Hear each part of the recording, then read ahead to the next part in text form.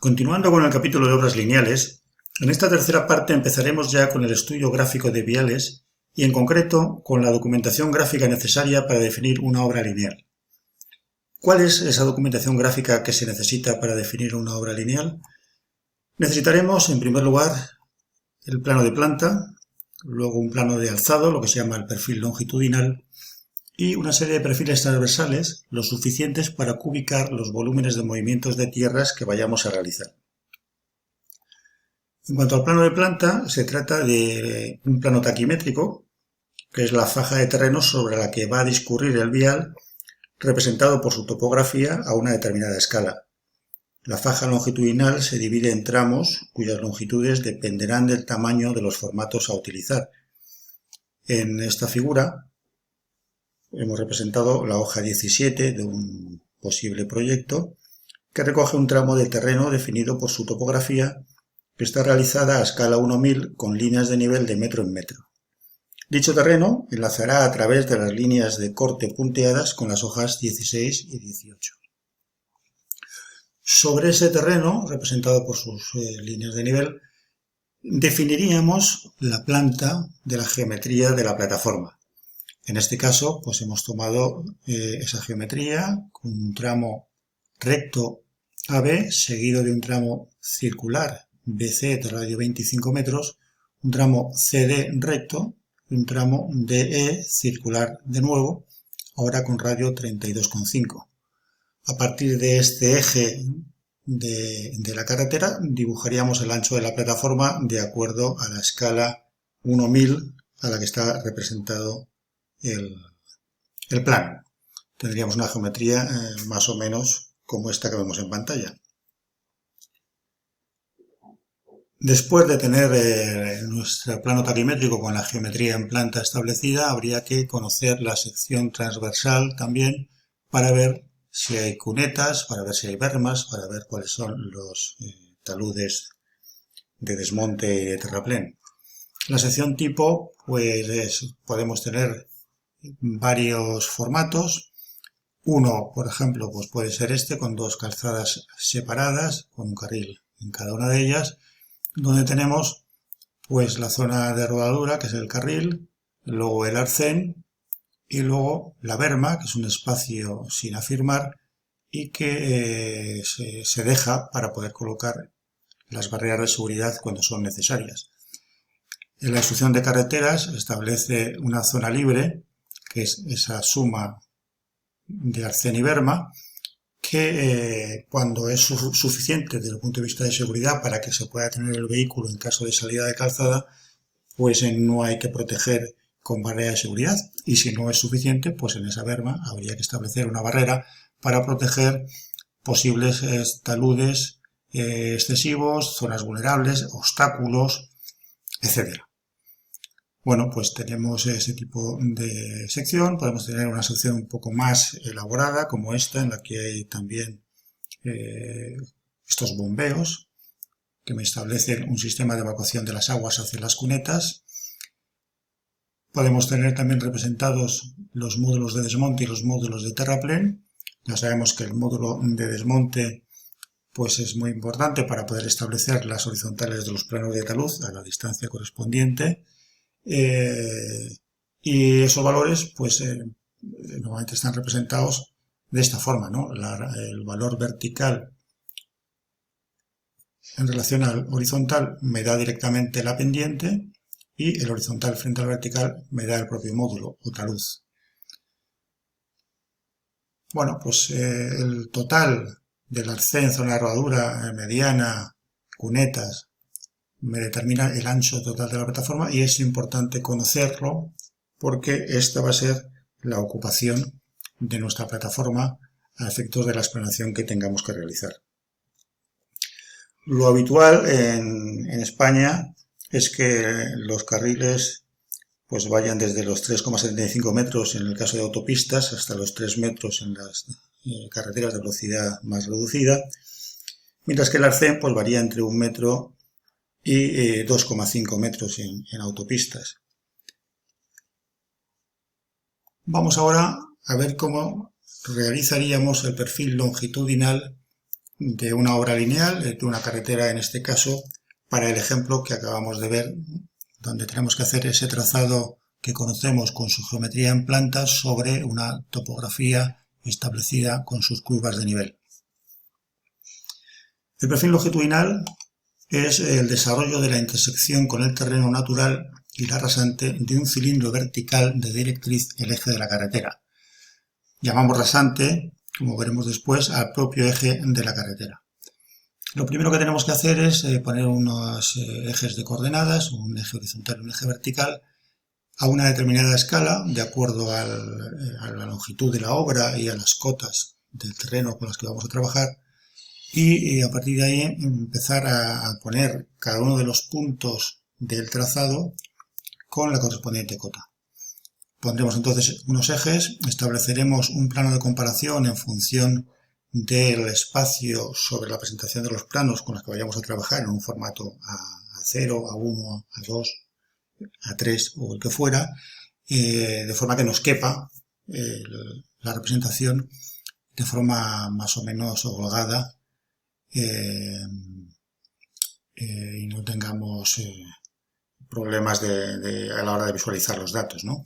Entonces estableceremos, por ejemplo, una escala horizontal, por ejemplo 1.1000.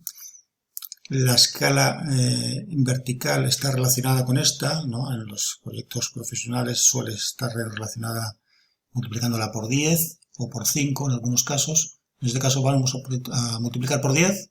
Tendríamos entonces una escala vertical 1.100. Y a partir de aquí pues ya establecemos una graduación de ese eje vertical poniendo las cotas correspondientes. Yo he puesto aquí algunas como la 25 y la 30. Ahora ya pondremos las distintas distancias al origen medidas en planta para representar tanto el terreno como la rasante. Colocaríamos entonces ahí pues esas dos líneas con esas iniciales P.K, que significa punto kilométrico, y a partir de ahí pues pondríamos los distintos puntos a la distancia correspondiente al origen que hayamos tomado y las distintas cotas tanto para el terreno como para la rasante. Vamos a poner en primer lugar los distintos puntos que corresponden a las cotas de terreno. Para ello lo que haremos es fijarnos en cada uno de los puntos de corte del eje de la carretera con las líneas de nivel del terreno, ahí los vamos a significar, los colocaremos en el PK correspondiente y llevaremos la cota que tiene el terreno indicada en la propia curva de nivel. Sabemos que este punto de por aquí, por ejemplo, pues tiene cota, este es 30, 29, 28, 27, 26, 25, 24. Pues de punto tendría cota 24, pues le llevaríamos a su correspondiente punto de cota 24. Y así dibujamos el perfil del terreno de forma clara y visual de acuerdo a las distintas escalas de representación. El siguiente paso sería dibujar la rasante de la carretera, que ya hemos dicho que es el propio eje de la carretera, en la que estableceríamos las distintas cotas. Claro, aquí esto es una cosa que tenemos que decidir nosotros. La rasante de la carretera nos la pueden imponer en un ejercicio o decidimos nosotros cómo hacerla. Siempre hay que intentar equilibrar la zona de desmonte con la zona de terraplén. O sea que yo puedo empezar, por ejemplo, por aquí, de forma que aquí habría que terraplenar, pues estoy por encima del terreno. Ir por aquí, por ejemplo, en esta zona habría que desmontar, habría que quitar terreno para llegar a la plataforma y luego bajar por aquí, ¿no? De forma que tuviéramos un volumen de movimiento de tierras más o menos equilibrado. Bueno, pues nosotros empezamos en el punto A, que está en el PK3 y tiene una cota, hemos decidido, por ejemplo, empezar por ahí, a una cota de unos 28 o así, ¿no? Bueno, pues como me dicen que el vial parte de en rampa del 5% hasta el punto B, pues dibujaría aquí hasta el punto B. Pero es bueno que nos fijemos previamente en el punto final también, que es el punto E, con su cota. Entonces, antes de dibujar el punto B, yo he elegido el punto A y el punto E, o sea, el punto inicio y el punto final, para dibujar la correspondiente cota en cada caso. Importante es que nos fijemos en que las medidas reales siempre se hacen en planta, de forma que esta distancia que hay desde A hasta E la hago recorriendo todo el camino del eje del trazado. O sea que esta medida en planta la veo claramente la que es, pero esta, como hay que medirla en planta, pues esto es un arco que es el ángulo, que es aproximadamente en este caso 90 grados, por el radio, ¿no? Donde ponemos ese ángulo en radianes, ¿no? Entonces tendríamos la longitud de ese tramo BC, tramo recto, y luego de D a E lo mismo, el arco por el radio. ¿Vale? De forma que estos del PK3 al PK3 120, hay 120 metros, que sería lo que mide en planta todo ese recorrido desde A hasta E, ¿vale? Esto es muy importante que lo tengamos presente. Bueno, pues a partir de ahí yo ya puedo dibujar el punto B, que tiene la cota correspondiente, sabiendo que de A a B pues hemos decidido, me lo dice el enunciado, me lo dicen las especificaciones técnicas o lo que sea, que tengo que ir en rampa del 5% porque pues estoy limitado por las condiciones del puerto de montaña o lo que fuera. Bueno, pues indicaría ahí. Cuando es una zona de subida se la llama rampa propiamente dicho, mientras que cuando es una zona de bajada se le llama pendiente. Lo indicamos, que esto es un tramo de la rasante en rampa del 5%, y ponemos también el punto D, donde sabemos que hay una zona de bajada, o sea, una zona de pendiente, que me dicen que es del 3%. Bueno, pues ya hemos indicado la tangente de entrada, digamos, y la tangente de salida de este perfil de alzado. Ahora hay que encajar aquí una curva de transición que en el caso de los perfiles de alzado son parábolas. Vimos en los casos de transiciones en planta que transicionábamos con clotoides, aquí se transiciona con parábolas. Bueno, pues tendremos que poner dos puntos de tangencia, un punto de tangencia de entrada y un punto de tangencia de salida, a misma distancia del punto de corte de las dos tangentes, que pueden ser pues ese punto T y ese punto T'. Esos dos puntos ya permiten realizar esa tangente. Sabemos realizar una parábola conocidos los puntos de tangencia y las dos tangentes. Eso lo vimos en el primer semestre en expresión gráfica. Podríamos hacer esa tangente, esa parábola tangente en esos dos puntos. Y ya tendríamos entonces la rasante, que sería este tramo recto, ese tramo parabólico y ese tramo recto a continuación en pendiente. Estos dos puntos de tangencia los referenciamos también a la línea de PKs. Tendríamos entonces el punto que corresponde. Y bueno, pues así continuaríamos tomando algunos otros puntos más. Por ejemplo, pues nos podemos fijar ahora en los puntos de corte de la rasante con el terreno. Ese punto de aquí y este otro. ¿Por qué? Porque esos puntos son los puntos de paso, ¿no?, que corresponden a la línea de paso, que separan zonas de desmonte de zonas de terraplén, y que veremos también luego en planta cómo trabajamos con ello. Las líneas de paso separan zonas de desmonte de zonas de terraplén, y aquí en el perfil lo vemos muy bien. Tenemos esos puntos H e I que corresponden al punto de paso. Aquí está el H y ahí está el I, que es el punto de paso de la línea el punto de corte con la línea de paso de la rasante, ¿no? Ahí se produce el cambio de terraplén a desmonte.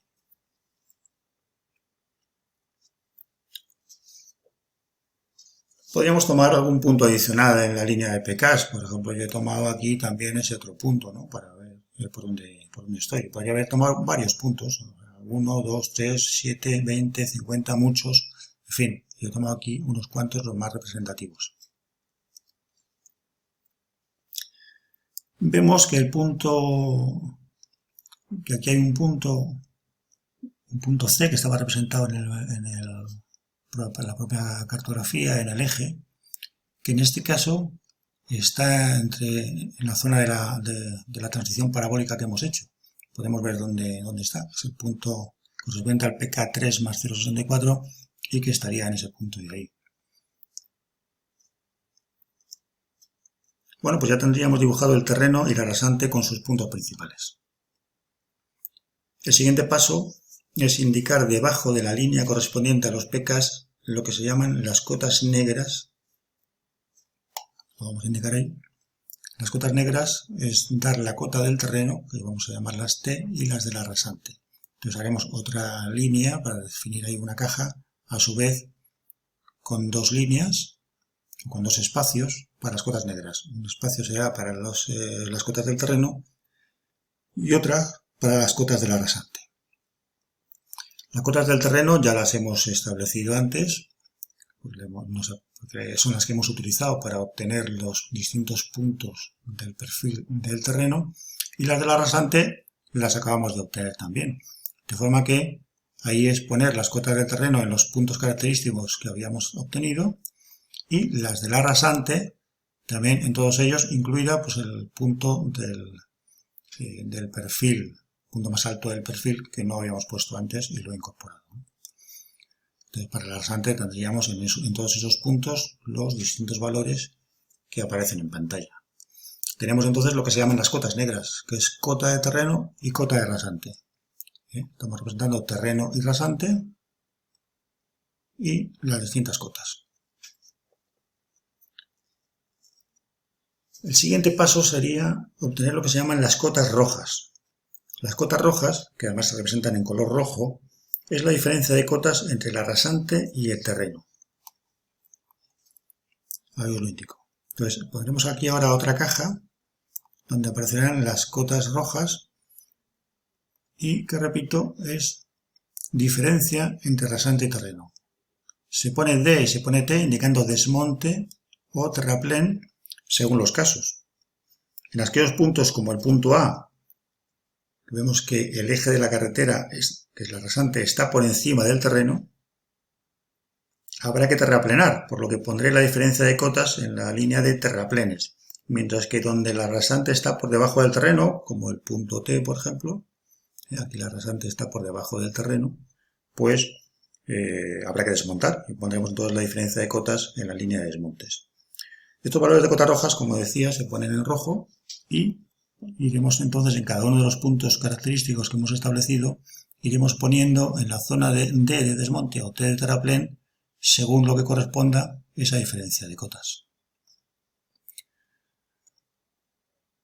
Vamos poniendo esas diferencias de cotas en donde corresponden.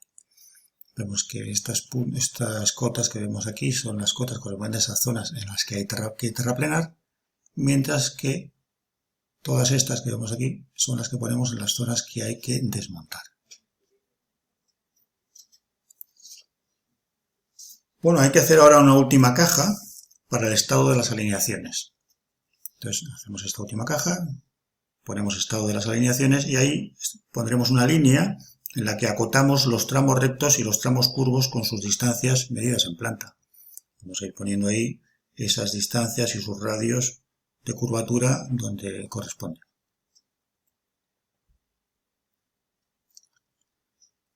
Nosotros ya dijimos que aquí no trabajamos con peraltes y por lo tanto no los indicaríamos. Pero en esta representación normalmente cuando corresponde a un proyecto profesional de carreteras sí hay que indicarlos, de forma que en las zonas de curvatura donde hay radios se indica el peralte hacia dónde va. En este caso, aunque no haya peralte, pues vamos a indicar, por ejemplo, esta curva como va hacia la izquierda, peraltaríamos, pondríamos la zona más elevada por fuera siempre, ¿no?, de la plataforma, mientras que en esta otra la pondríamos por este lado, ¿no? Bueno, pues eso se indica con una simbología así, es decir, que la primera curva va así hacia la izquierda, mientras que la última va hacia la derecha, y se indica con una simbología de este tipo.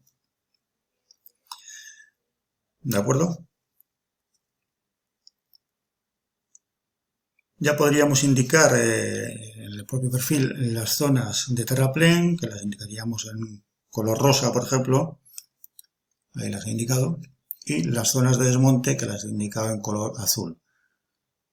Zonas de terraplén en las que hay que aportar tierra para llegar a la plataforma y zonas de desmonte en las que hay que excavar tierra para llegar a la plataforma. Al conjunto de cajas de este sistema de líneas que hemos establecido aquí Se le llama normalmente y de forma coloquial guitarra, seguramente por su analogía con las cuerdas de una guitarra, ¿de acuerdo?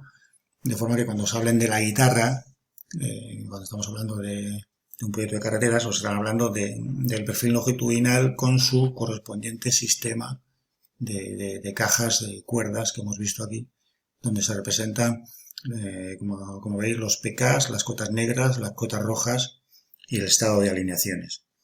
El perfil longitudinal permite apreciar el grado de equilibrio entre volúmenes de excavaciones y terraplenes y, en su caso, ajustar la rasante para alcanzar dicho equilibrio. Hemos dicho antes que nosotros hemos establecido esta rasante intentando equilibrar la zona de terraplén, que es este volumen con este, y la zona de desmonte. Pero yo podría haber subido del punto A y haber equilibrado de otra manera, ¿no? O sea que esto siempre permite visualizar distintas alternativas y elegir aquella que se adapta más a los criterios de sostenibilidad que vimos en su día y de equilibrio de volúmenes de movimiento de tierras y sobre todo de optimizar también esos objetivos sociales, económicos y medioambientales que vimos el primer día. Bueno, continuando con la documentación gráfica necesaria para definir una obra lineal, hemos visto ya el plano de planta y el plano de alzado, ¿no?, que es lo que se llamaba el perfil longitudinal. El siguiente documento necesario es el conjunto de perfiles transversales. ¿Por qué? Porque necesitamos un número de perfiles suficientes para ubicar el volumen de movimiento de tierras que vayamos a realizar. Se llama perfil transversal de un vial a la intersección del terreno natural y la explanación del vial por un plano vertical perpendicular a la proyección del eje del vial y sirven para calcular el volumen de desmonte y terraplén. En este caso, por ejemplo, que corresponde al ejercicio anterior, el que hemos hecho su perfil longitudinal, pues si hubiésemos hecho la excavación en planta, que lo haremos en sucesivos vídeos, pues tendríamos estos pies de taludes que veis ahí y que corresponden a la propia excavación realizada al trazar los desmontes y terraplenes correspondientes. Pues nosotros haremos una serie de perfiles, en este caso está establecido el P1, el P2 y el P3. Estos perfiles transversales siempre son ortogonales al eje de la carretera y en el caso de que estemos en una zona circular, pues será radial, como vemos ahí, y estableceríamos, veremos en el próximo vídeo cómo se cubica, o sea, cómo se obtiene el volumen del movimiento de tierras, pero estableceríamos en estos perfiles pues los distintos casos con los que nos podemos encontrar. Podéis fijaros ahí cómo podemos estar en función de la cota de la rasante y del ancho de la plataforma. Podemos tener distintos tipos, ¿no? Por ejemplo, un perfil elevado, como ese que vemos ahí, que sería el perfil número 1, corresponde a una plataforma en que todos los puntos correspondientes al perfil tienen mayor cota que el terreno. Toda la superficie estará entonces en terraplén. En el caso del perfil número 2, estamos en una situación en la que todos los puntos correspondientes al perfil tienen menos cota que el terreno y por tanto toda la superficie estará en desmonte.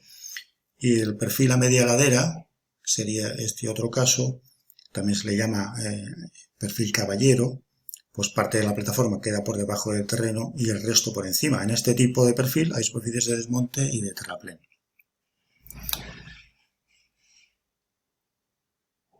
Bueno, ahí tenéis mi email, como siempre, chus.alonso@upm.es para cualquier aclaración adicional que necesitéis.